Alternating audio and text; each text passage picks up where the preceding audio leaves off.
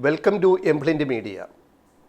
എംപ്ലിൻ്റ് media വാർത്താ സംഘം കഴിഞ്ഞ ദിവസങ്ങളിൽ 7 ലോക്സഭാ മണ്ഡലങ്ങളിൽ പര്യടനം നടത്തി. തെക്കൻ കേരളത്തിൽ തിരിച്ചു വന്നു. അടുത്ത പര്യടനം 2 നാൾ കഴിഞ്ഞാൽ മലബാറിൽ നിന്ന് വീണ്ടും ആരംഭിക്കുകയാണ്. ഞങ്ങൾക്ക് ബോധ്യപ്പെട്ട ചില നല്ല കാര്യങ്ങളെപ്പറ്റി പറയുകയാണ്. ഫ്ലെക്സ് നാട് നീങ്ങി. 1, ഫ്ലെക്സ് നിരോധിച്ചിരിക്കുകയാണ് തിരഞ്ഞെടുപ്പ് കമ്മീഷൻ. ഒരു പ്രചരണായുധമായും ഫ്ലെക്സ് ഉപയോഗിക്കാൻ പാടില്ല. കാരണം ഏറ്റവും അധികം പരിസ്ഥിതി മലിനീകരണം ഉണ്ടാക്കുന്ന ഒരു സാധനമാണ് ഫ്ലെക്സ് എന്ന് പറയുന്നത്, പ്ലാസ്റ്റിക് ബേസ്ഡ്. പകരം പഴയ എഴുത്ത് ഓർക്കുക, പണ്ട് കാലത്ത് മതിലിലും വീടിൻ്റെ ചുവരിലും സ്ഥാനാർത്ഥികളുടെ പേരും ചിഹ്നവും വരയ്ക്കുന്ന പരിപാടി തിരിച്ചു വന്നിരിക്കുന്നു എന്ന് പറയുന്നത് ഒരു വലിയ മാറ്റമാണ്, പ്രകൃതിയിലേക്കുള്ള തിരിച്ചുപോക്കാണ്. കുമ്മായം കലക്കി അത് ഭിത്തിയിൽ അടിച്ചിട്ട് പേരെഴുതുന്ന ആ ഒരു ചിഹ്നം വരച്ചു വെക്കുന്ന രീതി, എത്രയോ പേർക്ക് അതിൽ നിന്ന് തൊഴിൽ കിട്ടുന്നു ഈ തിരഞ്ഞെടുപ്പ് കാലത്ത്. മറ്റൊന്ന്, ഫ്ലെക്സ് അങ്ങ് നാട് നീങ്ങിയപ്പോൾ മറ്റൊരു ഗുണം, പ്രചരണത്തിൻ്റെ മറ്റൊരായുധം മോസ്റ്റ് മോഡേൺ ആയി കഴിഞ്ഞു. ഫേസ്ബുക്ക് അക്കൗണ്ട് തുറക്കാത്ത സ്ഥാനാർത്ഥികൾ ഇപ്പോൾ കേരളത്തിലില്ല, പ്രത്യേകിച്ചും മുന്നണികളുടെ സ്ഥാനാർത്ഥികൾ. എല്ലാ മുന്നണിയുടെ സ്ഥാനാർത്ഥികൾക്ക് ഫേസ്ബുക്ക് പേജുകളുണ്ട്. പേജിൽ കൂടെയാണ് പ്രചരണം.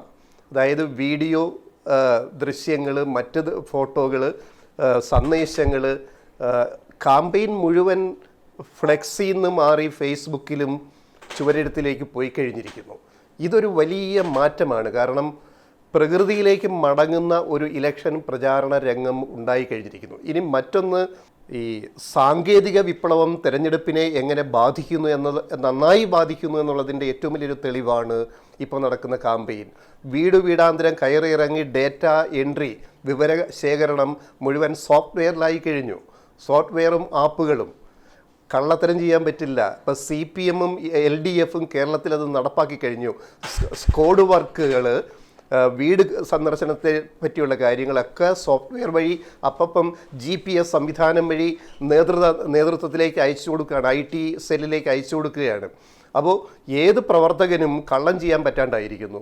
ഒരു വീട്ടിൽ പോയി ഇത്ര പേരെ കണ്ടു, അവരുടെ വോട്ട് ഇന്ന ആൾക്ക് എന്നുള്ള കൃത്യമായ വിവരം ഓൺലൈൻ വഴി, സോഫ്റ്റ്വെയർ വഴിയാണ് കൈമാറ്റപ്പെടുന്നത്. ആർക്കും പണിയെടുക്കാതെ കൂലി വാങ്ങാൻ പറ്റില്ല എന്നുള്ള രൂപത്തിലേക്ക് കാര്യങ്ങൾ എത്തിക്കഴിഞ്ഞിട്ടുണ്ട്. എന്തായാലും ഫ്ലെക്സ് നാട് നീങ്ങിയത് ഈ തെരഞ്ഞെടുപ്പിൻ്റെ ഏറ്റവും വലിയൊരു പുണ്യമായിട്ട് നമ്മൾ കാണുകയാണ്.